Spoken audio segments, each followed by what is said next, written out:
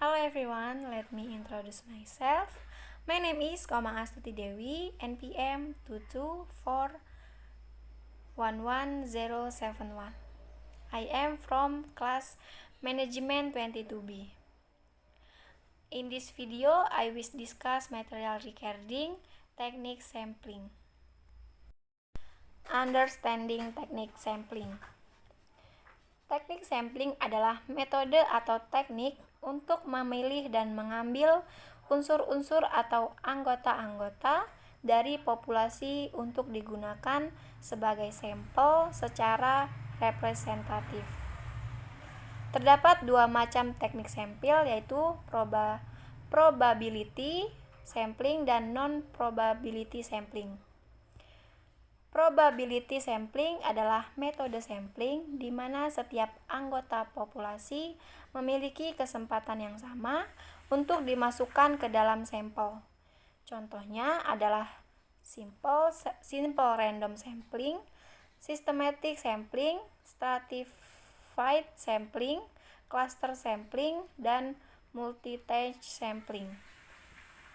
Sedangkan non-probability sampling adalah metode sampling di mana anggota populasi tidak memiliki kesempatan untuk dimasukkan ke dalam sampel. Contohnya, purposive sampling, convenience sampling, quota sampling, dan snowball sampling. Selanjutnya, purpose of the sampling technique. Yang pertama, mendapatkan data yang relevan dengan penelitian. Kedua, memberikan informasi yang terkait dengan populasi. Yang ketiga, dijadikan acuan untuk mengambil kesimpulan, saran, dan keputusan setelah penelitian dilakukan. Keempat, menghemat biaya, waktu, dan tenaga peneliti. Yang kelima, mampu memberikan suatu informasi yang akurat, lebih menyeluruh dan mendalam atau komprehensif. Yang keenam, menentukan sampel yang dapat mewakili populasi. Dan yang ketujuh, mencerminkan seluruh karakteristik populasi. How do you determine the right sample technique? Yang pertama, definisikan populasi. Tentukan populasi yang ingin diamati. Populasi adalah kelompok orang atau objek yang ingin Anda pelajari. Kedua, tentukan bingkai sampel.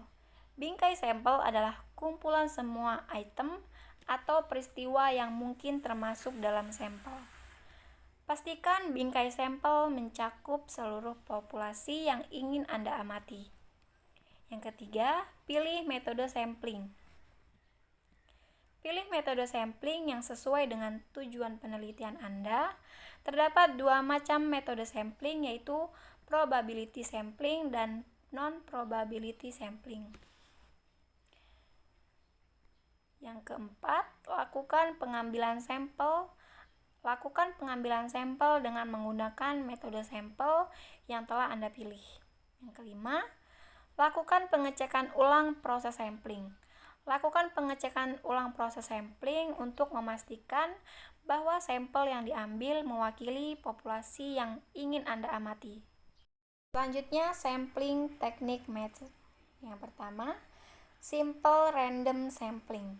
Setiap anggota populasi memiliki kesempatan yang sama untuk dimasukkan ke dalam sampel. Pengambilan sampel dilakukan secara acak tanpa memperhatikan karakteristik populasi. Yang kedua, systematic sampling. Mirip dengan simple random sampling, tetapi memilih setiap anggota ke N dari populasi. Contohnya, jika Anda ingin mengambil sampel dari populasi 100 orang dan ingin mengambil sampel 10 orang, maka Anda akan memilih setiap orang ke 10 dari populasi. Yang ketiga, stratified random sampling. Digunakan ketika populasi dibagi menjadi strata atau kelompok yang berbeda. Memilih sampel secara acak dari setiap strata. Contohnya, jika Anda ingin mengambil sampel dari populasi siswa-siswi SMA, Anda dapat membagi populasi menjadi strata berdasarkan kelas dan memilih sampel secara acak dari setiap kelas. Yang keempat, cluster sampling. Digunakan ketika populasi terdiri dari kelompok-kelompok yang lebih besar, memilih kelompok secara acak dan mengambil sampel dari setiap kelompok. Contohnya, jika Anda ingin mengambil sampel dari populasi karyawan di perusahaan, Anda dapat memilih beberapa departemen secara acak dan mengambil sampel dari setiap departemen. Yang kelima, multi-stage sampling. Kombinasi dari beberapa metode sampling. Contohnya, Anda dapat menggunakan cluster sampling untuk memilih kelompok-kelompok besar dan kemudian menggunakan simple random sampling untuk memilih anggota dari setiap kelompok. Advantage of purposive sampling. Yang pertama, pengambilan sampelnya hemat biaya dan waktu. Yang kedua, teknik pengambilan sampel purposive bisa jadi satu-satunya metode yang tepat jika sumber data primer dalam penelitian terbatas jumlahnya. Yang ketiga, jenis sampling ini memungkinkan efektif dalam mengeksplorasi situasi antropologis. Yang keempat, purposive sampling cocok digunakan dalam penelitian kualitatif. Next, advantage of async probability sampling technique. Yang pertama, menghemat biaya. Teknik pengambilan sampel probability sampling lebih menghemat biaya bagi peneliti.